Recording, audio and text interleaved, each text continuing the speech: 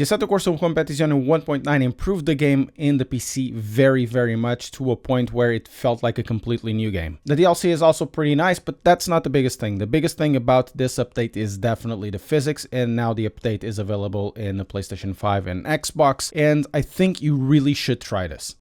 The DLC is important, you know, it's fun and all, but what is really important about this are the physics. You know, physics is where you drive the DLC, and where it was before in 1.8, the cars felt a little bit on rails sometimes. They had a little bit of slip angle play, but the window of operation was very small. So you had a very specific way of driving the cars. With 1.9, they promised a lot of changes for the way you could drive these cars, new and old, and I've tried that on the PC version. And what they promised was basically exactly what they delivered. The cars now have a much higher window of operation on the slip angle, which means, in layman's terms, these tires can be very much played with, which is absolutely fantastic. You can still drive more or less in the same way that before. You need to adapt to the way that these tires are now on the slip angle. You can push them far, far more. There's also a better window of operation on the PSIs. As you see now, my tire pressures seem to be very low, and they are somewhat, but the pressure operation now is in between 26 and 27 PSI. If you want a little more mechanical grip, you can go for 26, but they'll use more of the tire. And if you want a bigger, you know, stint, you can use the tire more time. You go for something like 26.7, 26.5. The tires will have more or less mechanical grip, but they'll be a little more playful. So you can mix and match considering on your stint time, your race time, if you're going to do a longer or shorter stint. So you can play with all of that. So it's not just the handling. Now the handling is, once again, I think it's fun now. Not much on rails. The Ferrari also helps. But before talking about the cars, let's talk about Valencia. Valencia is a wonderful track that you need to be careful with the track limits and trying to abuse the track limits as much as you can. It's very much like Misano in that way. In Misano, you know, you go over the curbs as much as you can. The times that I'm doing are actually pretty nice, so I'm not totally sure if they changed the physics for this or if the counterpart for console is faster. I don't ever felt this fast, and I'm talking to you. Generally, I stick on the low 33s, and I'm doing like high 32s and mid 32s, so I'm not too sure if I got fast after my break or if something else is at hand here. So while the physics are similar, I'm not too sure about the pace difference. Kind of strange seeing this pace. You know, after being like a month and a half without playing Assetto Corsa Competizione because my PC blew up. Valencia has this wonderful flow. It's a very fast track with slow technical corners. I like that. T1 tends to be very difficult with cars side to side. And then we keep battling for position over the next few corners. There are a few, not many, overtake opportunities. The overtake opportunities tend to be either on T1 or over here if you have a good exit on this next one. And then at the end of this straight, if you have a good exit as well, and you are able to dive bomb or go side to side and try to push out the outside car. But other than that, overtake opportunities not that much. It's a technical track, fast technical track, and I like it. And this S over here, oh my god, the one coming above or one coming next, it's very difficult because there's the sausage curb on the inside, and if you will go too wide, the car can actually jump and you lose control. I've seen it, it happened to me, been there, done that. It's one of my favorite tracks. I tend to like these more unorthodox tracks. Next one is the Lamborghini Evo 2. Previously in ACC, you would drive those two cars if you wanted to hurt yourself or you hated yourself, because those cars were definitely a handful. that would go against the wall and you would lose your patience with him. This one breaks that tradition.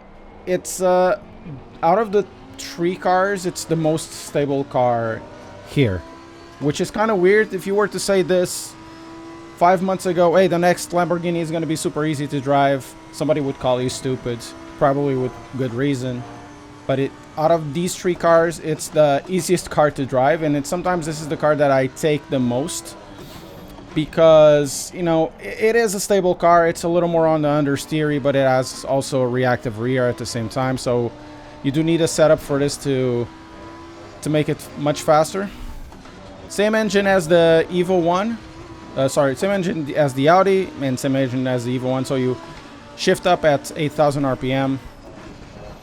And now, something interesting is that you can go over these sausages without losing a lot of stability on this car, or any car. The sausages are very much usable. One thing I want to mention besides the car is that the performance for me of PlayStation 5, I'm not sure how it was before 1.9, but I've heard it was pretty bad.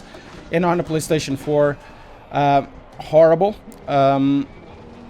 This is actually very usable. This is not something that I can complain. I had a couple of freeze frames, but I don't feel a lot of latency driving the cars. Maybe a little more than PC, but it's definitely super usable. I haven't felt any bugs. The force feedback is actually pretty impressive. In some ways, I prefer this one to the one on the PC, and I use it with the same wheel, with the same settings. And this feels a little bit sharper, which is kind of interesting. Though I've seen a couple of reports that the physics sometimes get wonky and the cars are thrown for some reason. I'm not too sure if it's a bug, if it was fixed on the back end now, if it's something else, but you know, on my experience on the PlayStation 5 has actually been good. And of course, this doesn't depend on the DLC. So if you want to just try the update, you can do it without buying the DLC, because it's physics first, and you know, everything else on the update, it's not really dependent on the DLC, buying the DLC. So you got the 1.9 update for free, and if you want to buy the DLC, buy the DLC. The bane of my existence, which is the Porsche. It's not Zolder. I do like Zolder. It is an interesting track, very difficult. A lot of people don't like it. I understand it why. I'm using Zolder because of the chicane that has, you know, tall sausage curbs. I don't like this car, and Porsches in general, because they are usually reactive from the rear, and it's different way of driving. But in terms of this 1.9 patch, the sausage curbs here, you can hit them with far more confidence. You can still fly if you mess them up. If you hit the depression here at the right, next to the cone, if you hit it in a certain way, the car is gonna try to go inside. Especially with the Porsche, you do need to get a setup for this. The aggressive setup is aggressive in a way that it releases from the rear, even though it has a lot of understeer. Now, the thing about this car is that it's very difficult to drive. The rear is always trying to step out, but some of the fastest guys drive this. So guys like Tortellini or Mavix on the PC. Myself, I can't drive it even if I had a gun pointed to my head. It's just not my particular thing. It's just a car that has a lot of understeer, requires a way to use the brakes, which I don't know. And even if I tried to know, I wouldn't be able to. A lot of people like it. Fast guys. It's not my thing. Very reactive car on the rear, which is a huge advantage for those who try to exploit it and know how to exploit this. A lot of grip from the rear when you come out of corners. So, and you are also able to keep a lot of speed through corners. That's basically the thing. This car is more about momentum driving than any other of the other ones. You really need to keep your average speed up. Overall, I like this 1.9 update. On the PC, I loved it. Now it's even better because of all the small corrections it needed. It maybe still needs some, but I haven't touched it in about a month and a half. Not too sure if it's on the same way, on the same updates that is running on the PC, because when the PC version started, you couldn't do more than 30-40 minutes on a stint without having a massive grip issue. You couldn't, for example, double stint tires if you wanted to. Or you could, but you're gonna lose out massively. And there was an update that's allowed a little more for that. But how it is, it drives phenomenally. If you have Assetto Corsa Competizione, you don't need to download this DLC.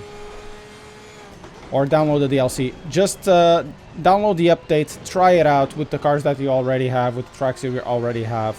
I think you're gonna like it. That's basically it, guys. I'm really impressed with this update. The game feels very nice on the PlayStation 5 as of this moment.